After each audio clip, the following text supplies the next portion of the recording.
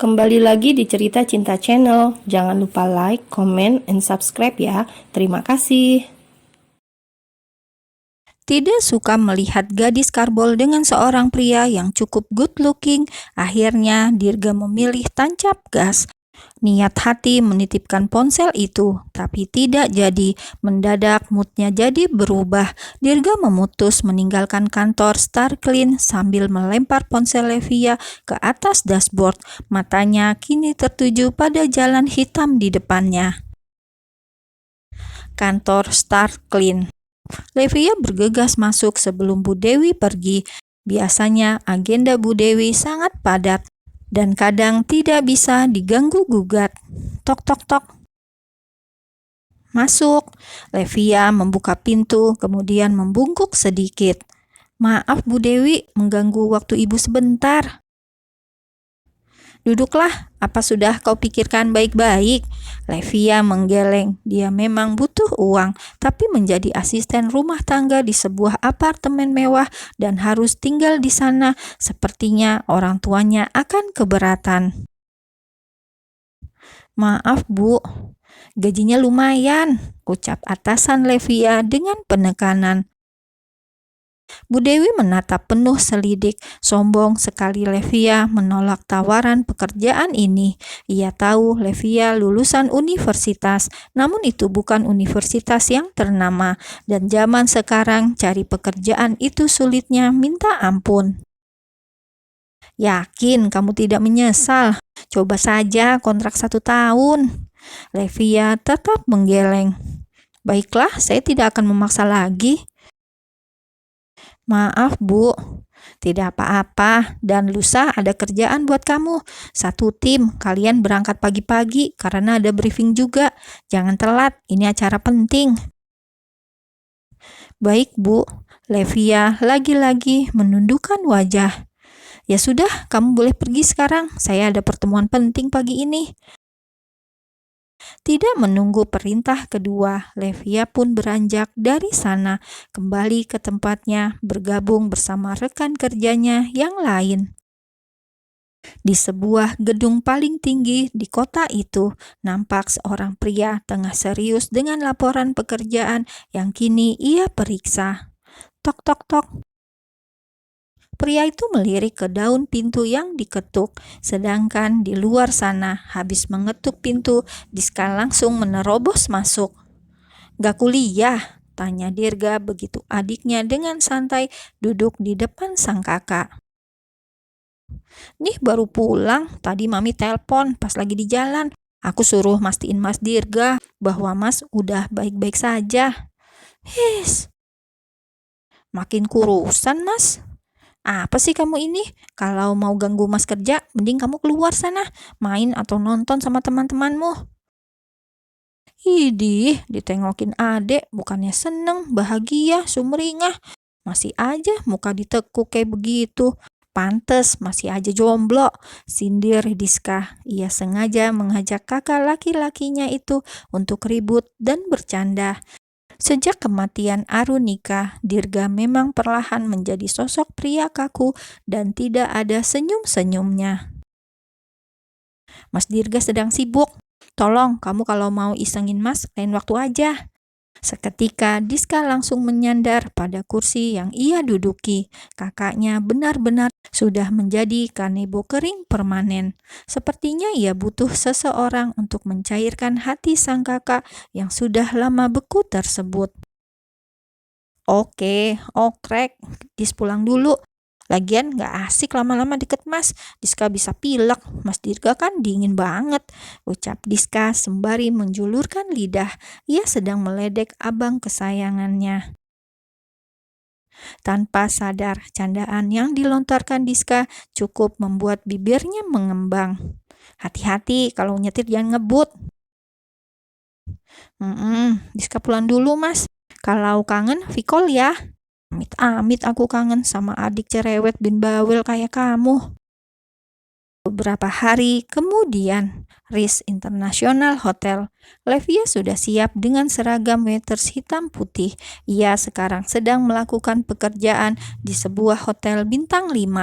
Dari pagi ia sudah sampai di sana dan sekarang sudah pukul 3 sore, waktunya istirahat sebentar dan pulang. Akan tetapi salah satu teman Levia tidak datang untuk shift selanjutnya. Mereka kekurangan anggota. "Saya bisa bekerja sampai malam," ucap Levia pada rekan yang lain. "Jangan gila kamu, tubuh kamu juga butuh istirahat," ujar rekan kerja Levia yang duduk sambil memijit betisnya yang kaku. "Gak apa-apa, saya bisa kok."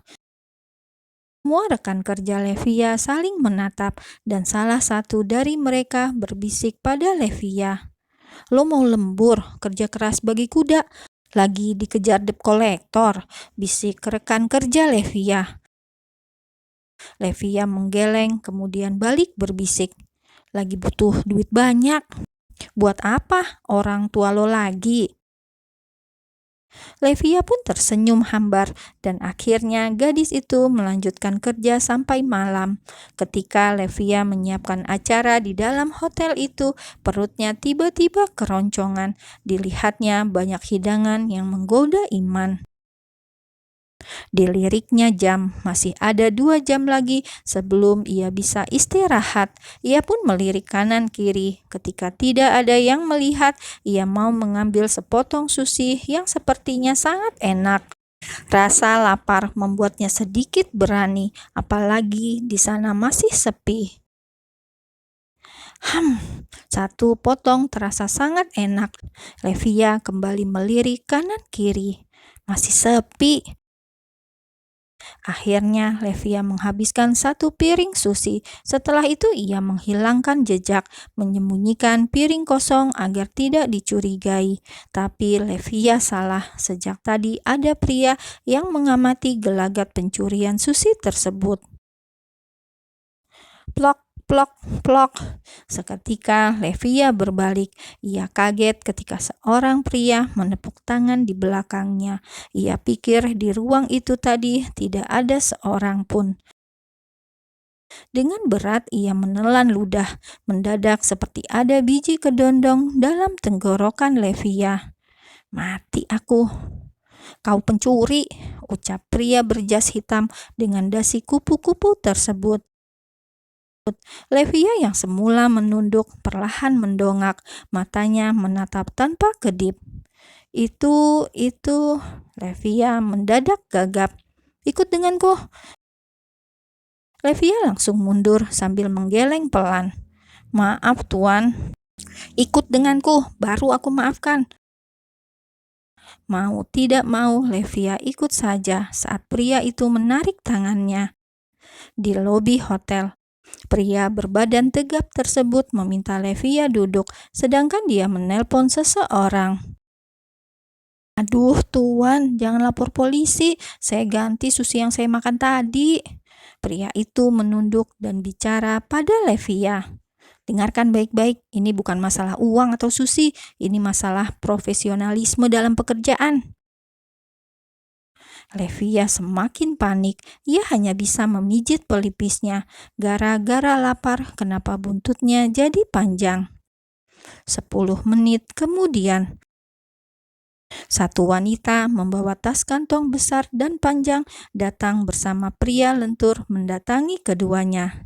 "Dia, Tuan?" tanya pria lentur tersebut.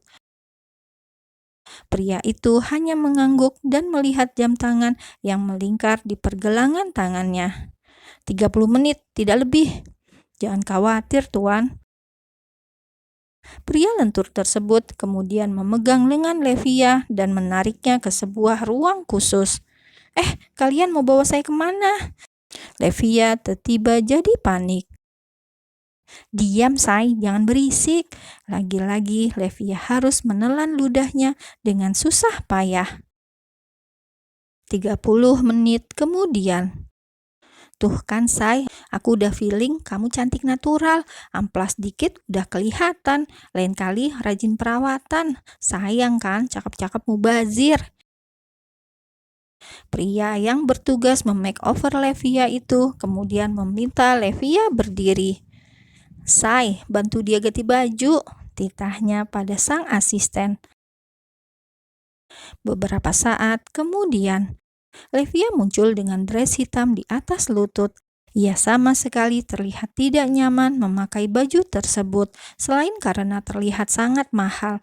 Ia takut merusak dress itu. Bisa-bisa kerja 1 tahun hanya untuk ganti rugi bila dress itu rusak. "Ready, Cusai," seru pria itu dengan gemulai.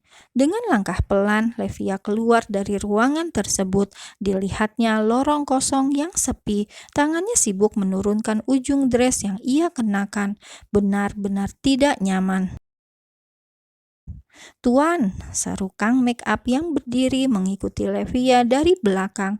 Ia menoleh. Dilihatnya sang bos sedang menelpon seseorang. Levia masih tidak percaya diri. Ia rasa akan kerokan saat pulang bila lama-lama pakai baju kurang bahan tersebut. Sedangkan sang pria, ia menutup ponselnya, memasukkan ke dalam jas, dengan santai berjalan menghampiri Levia.